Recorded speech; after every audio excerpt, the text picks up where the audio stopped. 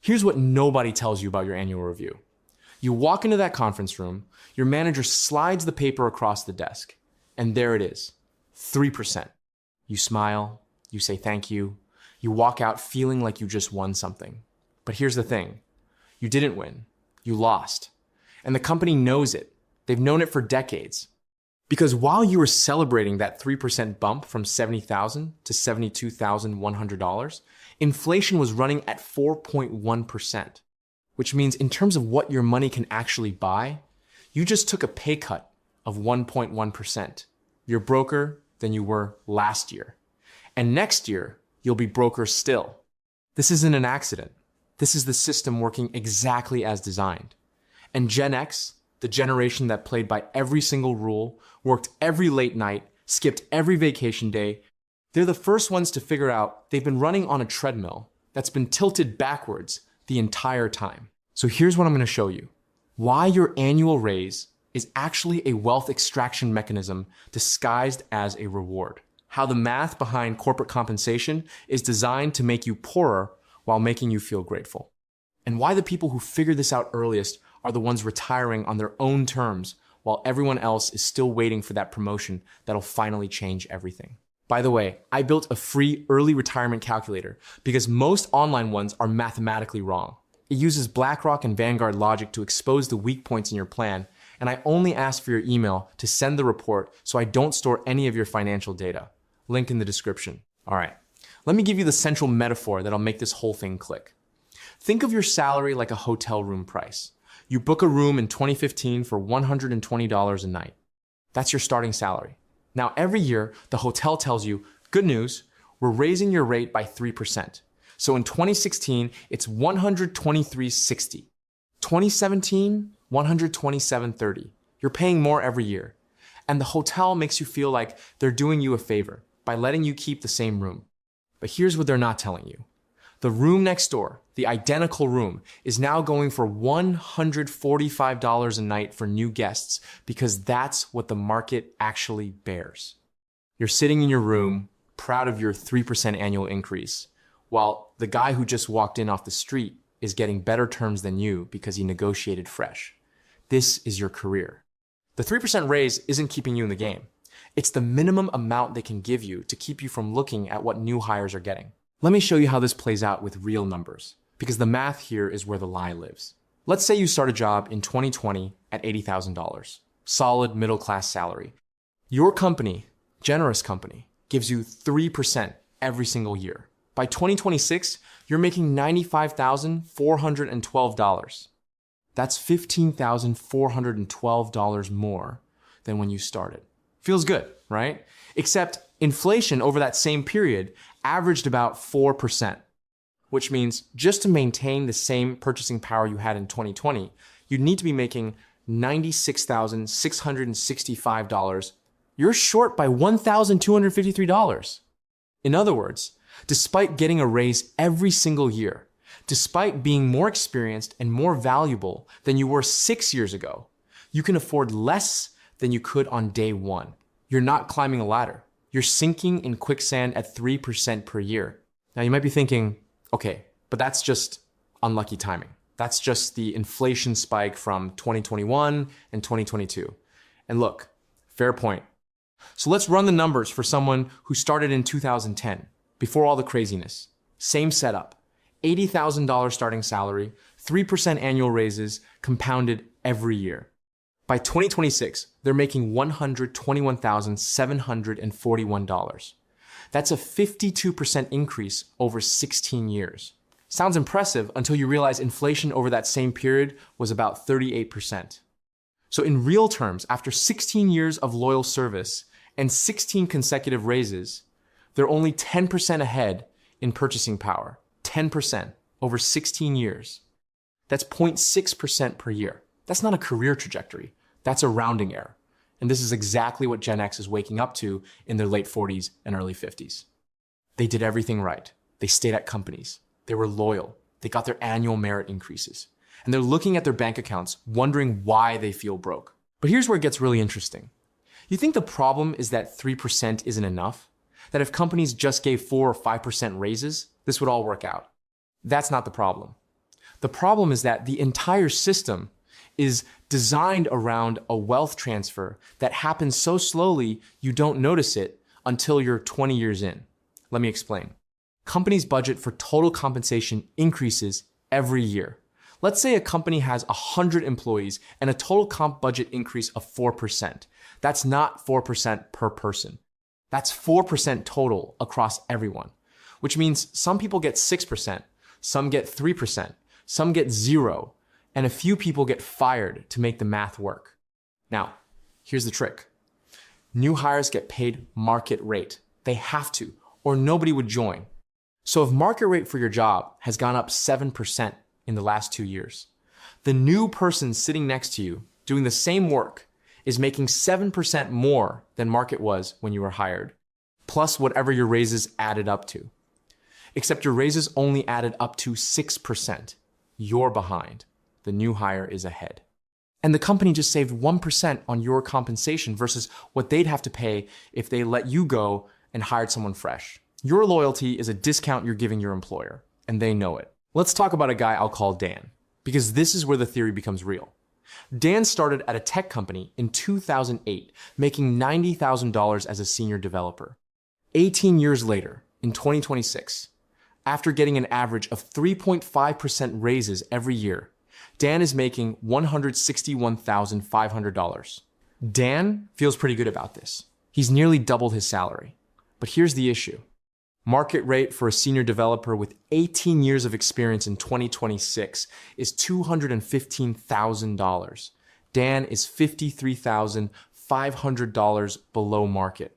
That's a third of a full salary he's leaving on the table every single year because he stayed put and trusted the system. Now, Dan finally figures this out. He goes on the job market. He gets an offer for $210,000. He goes to his boss, and his boss says, "We really value you, Dan. Let me see what I can do."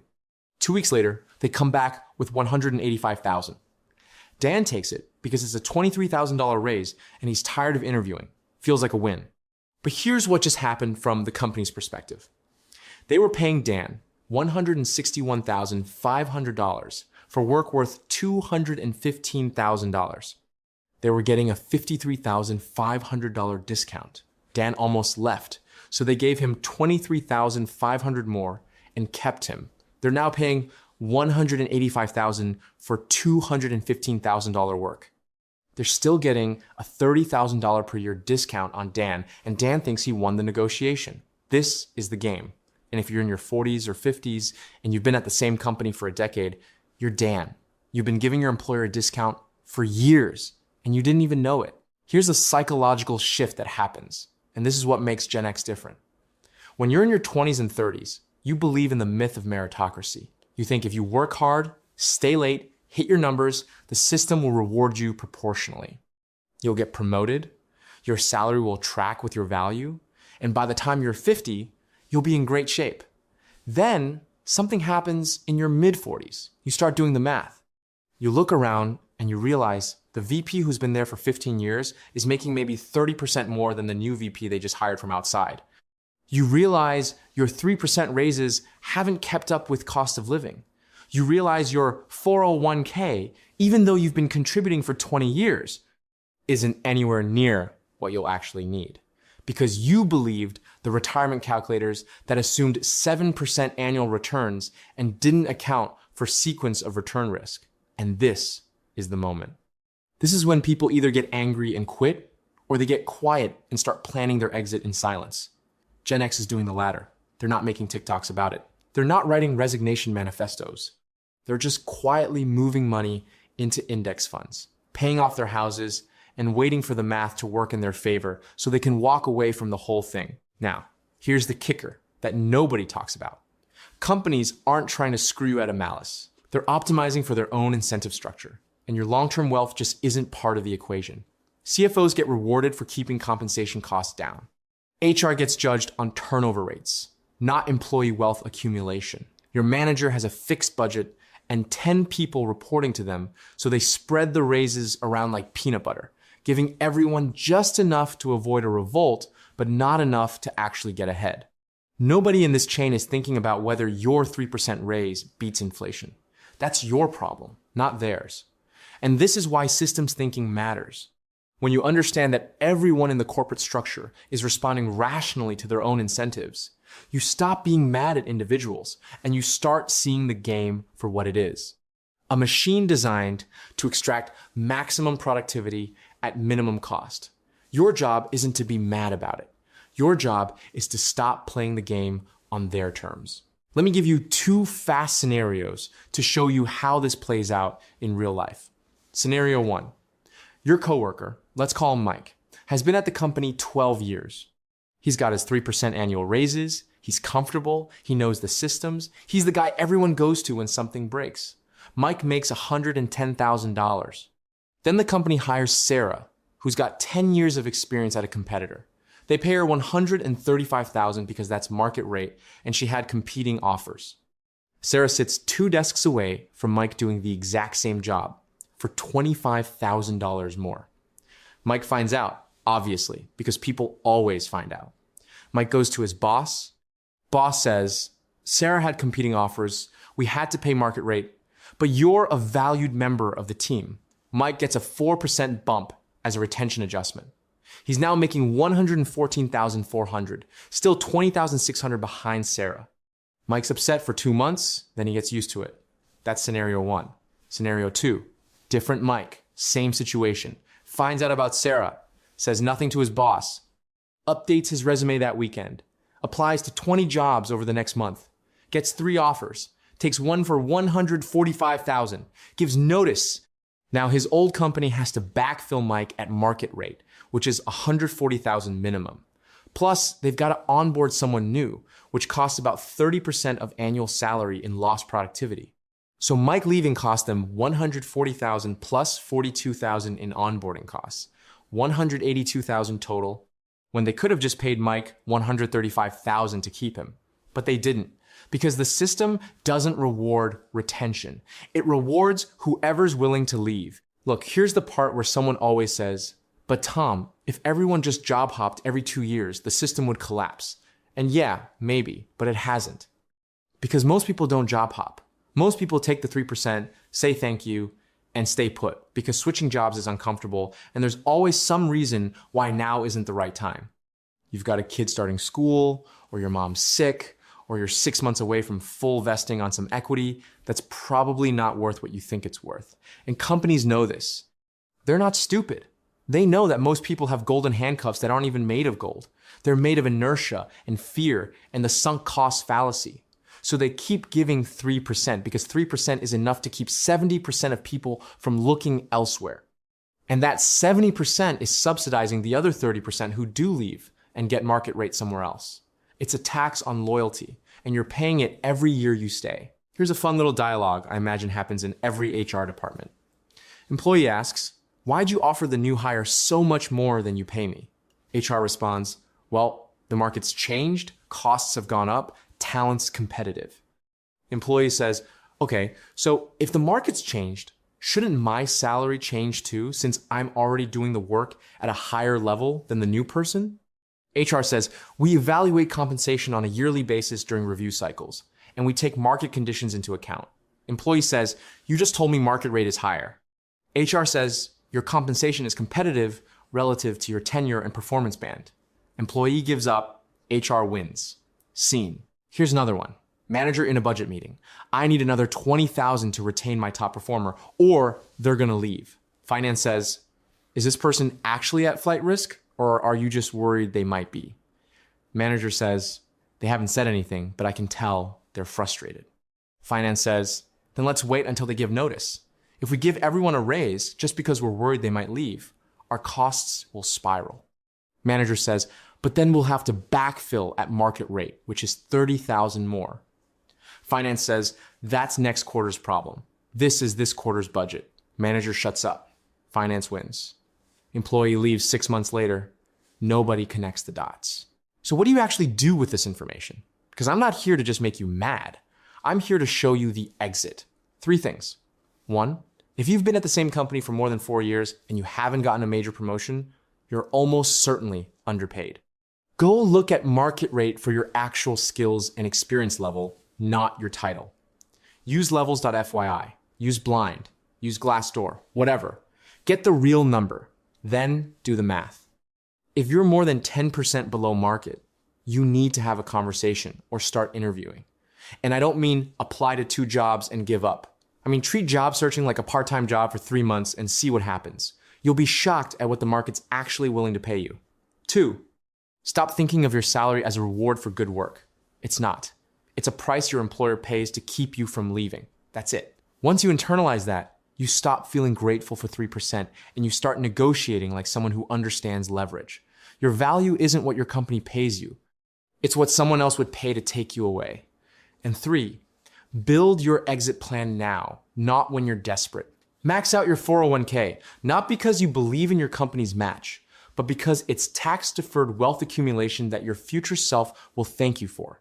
Get your investment account to a number where you can see the path to financial independence, even if it's 10 years out.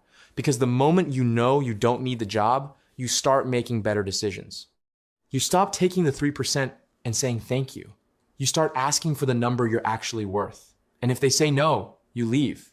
Not out of anger, but out of math. Here's the thing about Gen X that the younger generations don't fully get yet.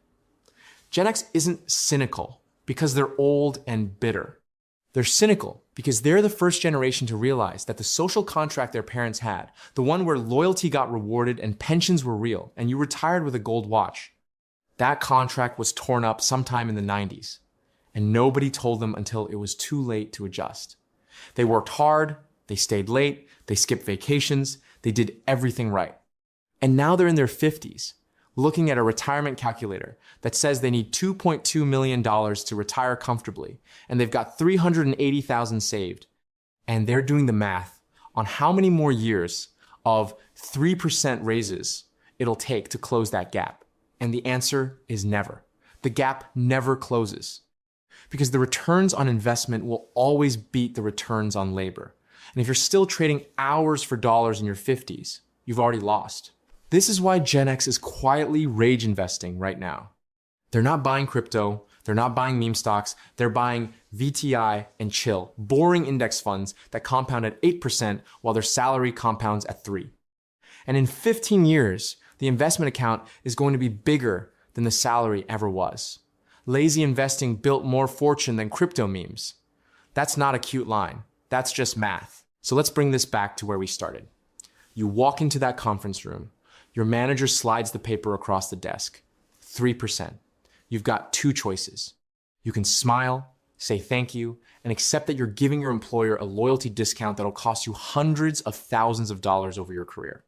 Or you can recognize that 3% isn't a raise.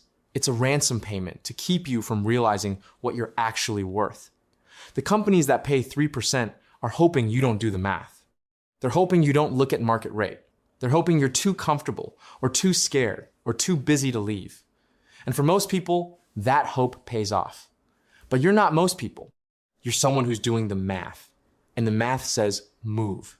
Not recklessly, not out of spite, but strategically, with a plan, with leverage, and with the understanding that your wealth is your responsibility, not your employer's. They're playing their game. Time to play yours.